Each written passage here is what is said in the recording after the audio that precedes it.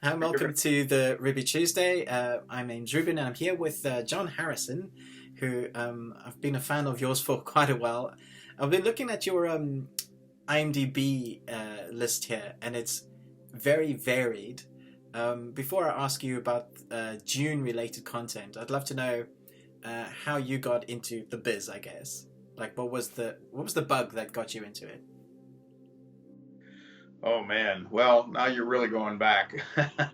uh, yes, the first time that I realized that I wanted to be in the film and entertainment business was when I was in school, and we used to be taken to theater, and I saw some great productions from the American Conservatory Theater in Pittsburgh, where I grew up.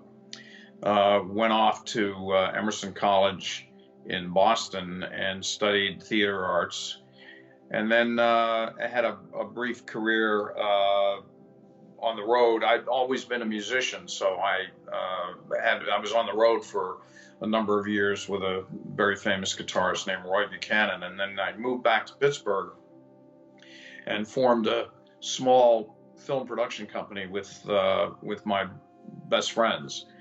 And Pittsburgh was a great place to start working because in the 70s, it truly was independent cinema going on, everywhere. But in particular, Pittsburgh had a wonderful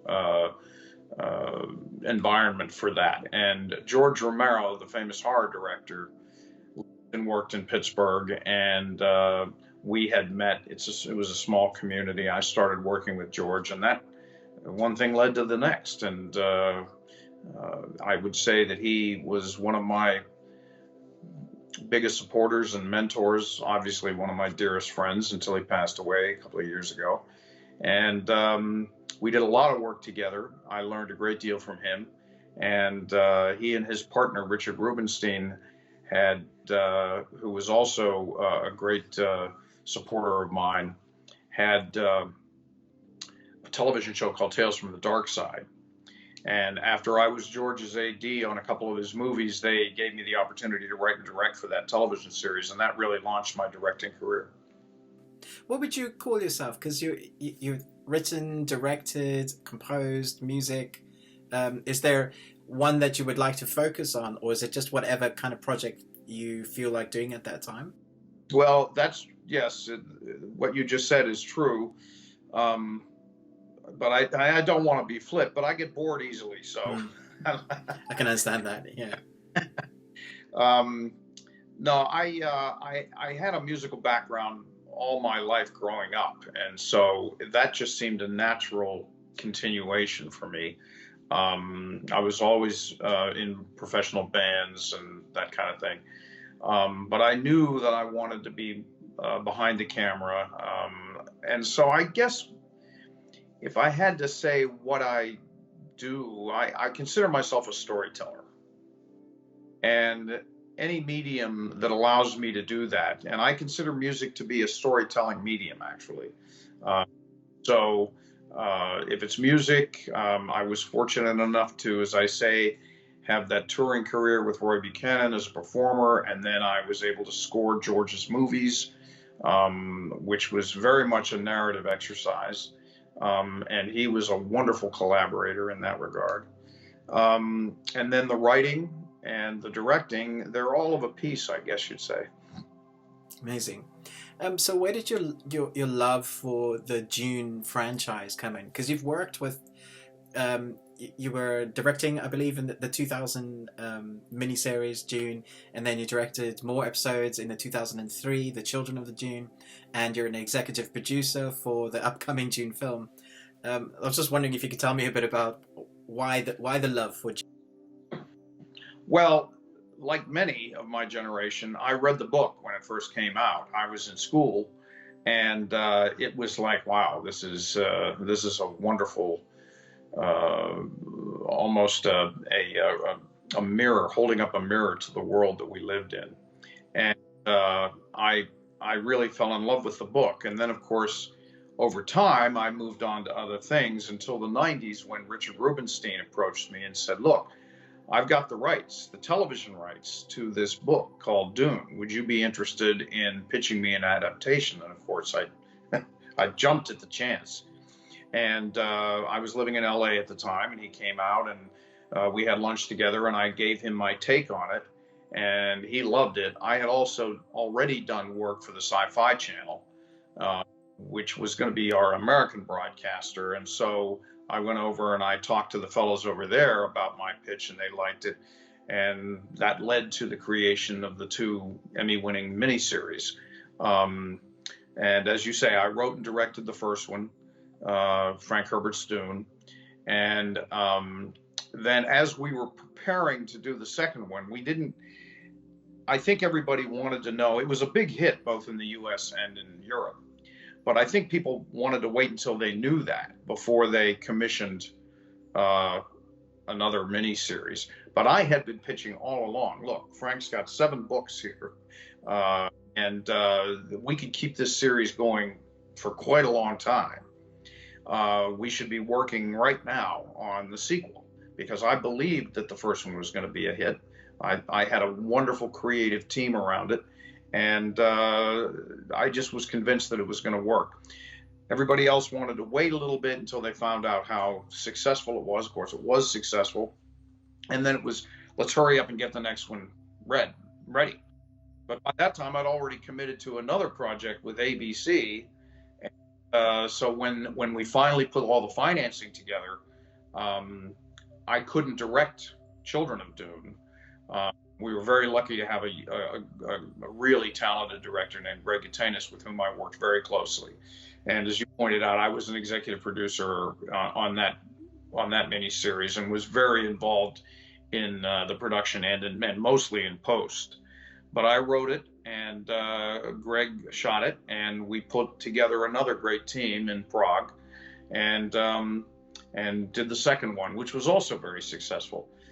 I tried to talk the powers that be into continuing it as a television series because, as I say, there was so much material from Frank Herbert, that we could have really carried it out quite a long time. I mean, it could have been its own, dare I say, Game of Thrones in that era. Unfortunately, it was not to be. But the 2 miniseries I'm very proud of, and as I say, they were successful, and I think we did a really good job on them. Was there a particular shoot during filming the Dune that you thought was a hard day's work? I've interviewed a number of directors, and they always say that there was a particular time where there was this was just incredible, whether it's working with sand, getting in the lenses. Is there something that sticks in your mind that you went, oh, that was tough? Every day was tough. I mean, let me put it this way. We had a television budget and a television schedule. This was not a theatrical feature by any stretch of the imagination, even though the kinds of talent that I had, Vittorio Storaro as the cinematographer, and Miljan Krajkovic as a production designer, and Theodore Pishtek as these were all Oscar-winning filmmakers, right? But we had a limited budget, so every day was crammed from start to finish. To say that there was one particular day that was harder than any others, I suppose it was towards the end when we had the entire cast, because we had to shoot kind of out of order, as you always do. So we did a lot of smaller shooting first in the big desert panoramas. They were much more controllable at that point with a smaller cast. So as we moved on down to the schedule, as we were getting more and more tired, we ended up adding more and more crew and bigger sets, until by the end we had the massive shots in the Atreides Palace, when Paul has to take over being emperor, and almost everybody in the cast by that time is there and assembled. So those were tough days because we had to get them done in a normal shooting day, but we had cast and crew of hundreds, and so it was an interesting management problem. Yeah, I can imagine. If the Dune film that's coming out is well received, and I imagine it will be because the director is a pretty great director. Do you think that there's a possibility of then maybe continuing with like a new hype for a new generation? Would you pick it up then, do you think? Well, I can't really talk too much about what's going on with the film. I mean, some of this is a little under wraps at the moment. Uh, I'm very hopeful. I admire Denis Villeneuve quite a lot. I love movies. I was very excited that he signed on. I think it's going to be a terrific movie, and or two movies, and I'm really looking forward to the reinvention of it as a theatrical experience. Uh, I would hope that it could lead to more exploration of the Dune universe because there is so much there. Um, and in the world that we live in now, the themes and the narratives that Frank Herbert was exploring through all of his books are as appropriate now as they ever have been. Yeah, well, that'd be great. I was looking at some of your other projects that you've been involved in, and some of my favorite TV series, I have to say, Leverage, which my wife and I loved watching. It's just we can stick on an episode at any point, and just enjoy it. How did you get involved with that? You know, that's also a wonderful outgrowth of Dune. When I finished the first one, Dean Devlin, who's the producer of Leverage and many other wonderful movies, Independence Day, The Patriot, I mean, you name it. He called me up and he said, "Look, would you come by and talk to me about how you did Dune?" Because I was really impressed with how you, on a television schedule and budget, got the kind of quality. This is the kind of thing that I would like to do. He and Roland had divided up their operations, and Dean was creating Electric Entertainment at that point. And so he and I started developing a bunch of different projects, one of which called Blank Slate. I wrote and directed for him as a TV movie and as a streaming video on TNT. That worked really well. Around that time, he had been doing the Librarian movies and had talked TNT into doing this new series called Leverage. And he asked me to come up and direct a bunch, and I did, and had a great time. Loved the crew, great crew, and wonderful cast. And then that led to Librarians, which was Dean's other television show. Yeah, it's also fantastic. Yeah. Lots of fun. And of course, he calls me up and he says, "Look, we've got this horror episode. You'd be perfect for it." It's great. And then you did Superstition as well, which I'm still upset that we haven't had a second season because I think that's underrated. I watched it on Netflix, and I thought that was fantastic. You directed 2 episodes, I believe, back to one, Untangled Web. Superstition was a lot of fun because it was. I got a call from a friend of mine to come down, a producer that I'd worked with on Tales from the Dark Side, the movie, to come down and fill in and do a couple of episodes. And I got along really great with the writer and the executive producer, the creator of this series, called Joel Thompson. And Joel and I really enjoyed doing that series because he and I were able to collaborate on the scripts that he had written. And even within the kind of tight budget and schedule for that show, we were able to do some really creative and interesting things in that crazy voodoo world that he had created. And I'm really sorry that the show didn't get picked up for another. Maybe sometime in the future they'll reinvent it somehow. But I want to mention Joel because I had a great time working with him. It was one of those things I stuck on. I didn't know it was one of the new series that came on. And before I knew it, I'd watched 4 episodes back to back because it was one of those that you wanted to know what would happen next. So it was great storytelling. Yeah, Joel and Mario Van Peebles really had a wonderful idea there. And I enjoyed working on it, and the cast was terrific, really terrific. African-American cast in Atlanta. The crew was fantastic. Oh, man, it's too bad it was so different. I was equating it to Supernatural, the series, Oh yeah. but it had a different, I guess, just a really different, fresh feeling to it. So I expected to see another season. So yeah, hopefully one day something more will come of that world because it's fantastic. For those that are watching this that have a passion for film, as you obviously do, and they want to get into filmmaking of some kind, is there like a bit of, I guess, knowledge you've picked up in your life that you're like, I wish I'd done that, or this is a great way to kind of get into it, for whether you're young or old? Like, should you just pick up the camera and go for it? Well, it's interesting because when I started out, it was, and I don't mean this as a woe is me kind of a thing, because we didn't know at the time what we didn't know. um, but it was a little harder to get a project made because we were shooting on film. There were no video cameras to speak of. What ones there were really big and cumbersome, and it was not really an easy technology to use.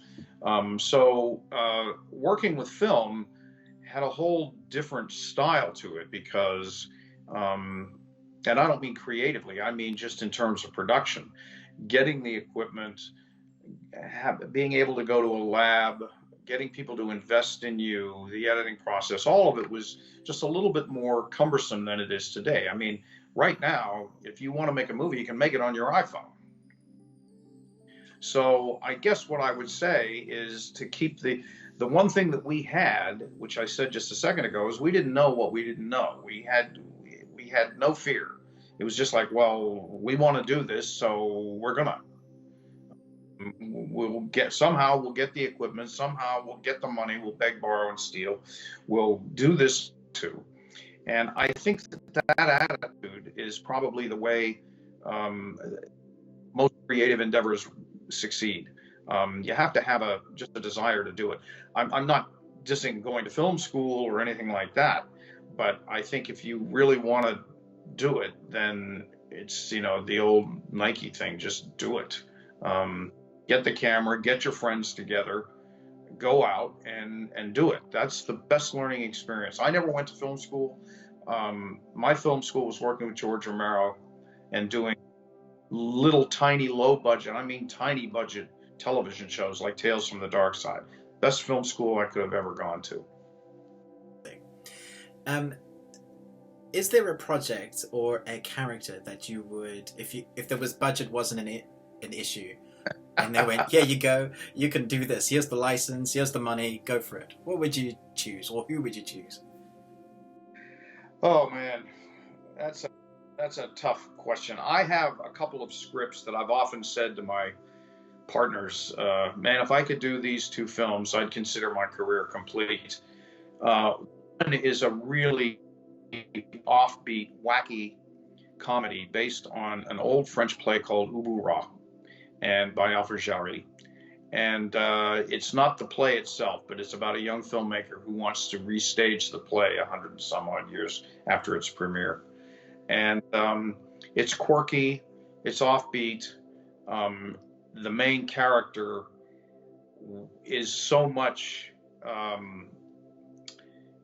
a representative of what's going on in today's world with authoritarian leaders and so forth, but told from a very kind of absurdist point of view that I would be, and I love this script. It's a very hard sell. The other is a script I wrote called The Mad King of Las Vegas, which is just a crazy romp about a guy who believes he woke up after being wounded in a costume party and thought he was the infamous gangster Bugsy Siegel, who was one of the inventors of the modern Las Vegas. And of course, all kinds of craziness happens. So those are two original projects that I would love to do before I head to the beach. But the other, I'm always writing. I've always got stuff cooking somewhere. I'm working on a podcast right now for Universal Music Group called Sounds Scary, and It's really a lot of fun because we're going to be putting a lot of music talent into little horror podcasts. They're going to be the characters. I just finished the pilot, working on more stories. It's going to be a lot of fun. Where can we find that when it's out? Probably not until next year. We're just at the beginnings of it now. But as I say, we've written the pilot. We're working on the rest of the stories. Hope to be in production. COVID-19 has kind of thrown everything into a bit of chaos. And so nobody really... I'm supposed to go back to direct more episodes of the new Creepshow TV series that I did last year for Shudder with my pal Greg Nicotero, but that's been postponed. So we're all kind of just waiting to figure out how all this stuff is going to come back. It's a bit of a crazy new world, isn't it? Totally. But it'll come back. We'll get through it. But meantime, I just sit in my office here and try to think up things to do. Did I see in your career that you also directed an episode of Stranger Things? No, I didn't direct. No, I wish I had. I love that. No, they called me last year because they wanted to use a piece of my music, the score from Creepshow. Right. Oh, no, actually, I'm sorry, Day of the Dead. It was South Park that called me and wanted to use a Creepshow piece of music. They did. Last year, man, I suddenly became cool to my kids because I had music in South Park and in Stranger Things. Yeah.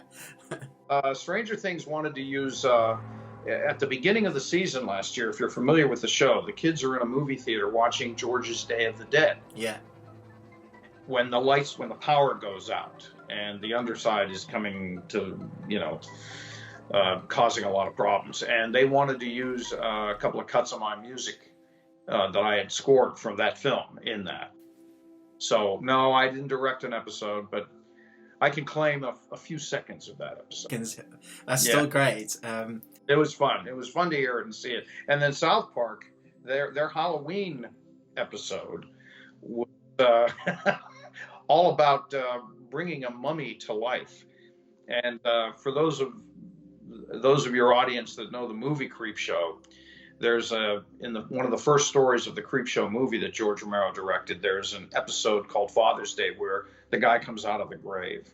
And there is what we call a sting that I wrote for that moment in the movie.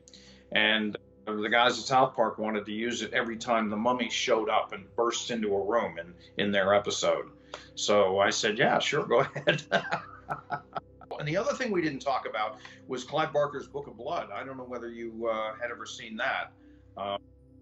Well, the interesting thing about that is that I directed that movie, wrote and directed that movie in Edinburgh. I did that in the UK. Yeah. And I've done a lot of work in the UK. I did a television series that's on Netflix now called Residue. It's actually a 3-episode miniseries. Did that a couple of years ago, which I created for the same producers, actually. Seen the first episode of that. The cinematography is fantastic. It looks so good. Yeah, Residue. Yeah, Residue. Yeah. Well, Book of Blood was a terrific experience because I had adapted Clive's Aberrat books for Disney, and that's how I met him. And producers came to me and said, we're going to do a series of films based on his Book of Blood short stories.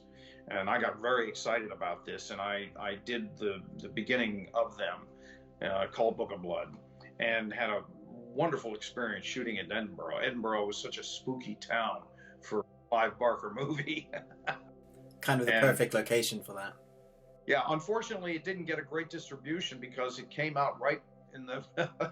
I've got perfect timing. It came out right in the beginning of the crash of 2009, and so it didn't get much of a distribution, but now it's all the streaming services, so people can see it. But it turned out really great. Cool. I love that. That's quite an eclectic IMDb list, from Stranger Things, South Park to Dune. It's great. Well, thank you so much for your time. I think that's all the questions I have. Well, I appreciate you getting in touch. I'll look forward to seeing the show. Yeah, thank you very much.